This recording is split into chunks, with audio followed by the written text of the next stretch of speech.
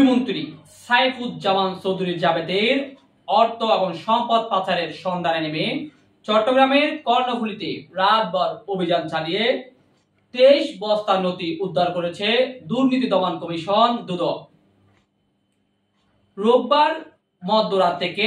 ভোর 5টা পর্যন্ত চট্টগ্রামের কর্ণফুলীর শিকলবাহাই তালুকদার বাড়ি এলাকায় এই অভিযান পরিচালনা করেন দুর্নীতি দমন কমিশন দুদকের কার্যালয়ের উপপরিচালক মশিউর রহমানের নেতৃত্বে চলায় এই অভিযানে ভূমিমন্ত্রী সাইফুজ্জামান চৌধুরী জাবেদের স্ত্রী রুকমিলা জামানের ব্যক্তিগত গাড়ি চালক ইলিয়াস তালুকদারের বাড়ি থেকে এই নথিপত্র উদ্ধার করা হয়।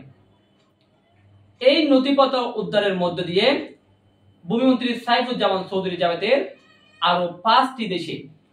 অবৈধ সম্পদ অর্থ পাচারের সন্ধান পেয়েছে দুর্নীতি দমন কমিশন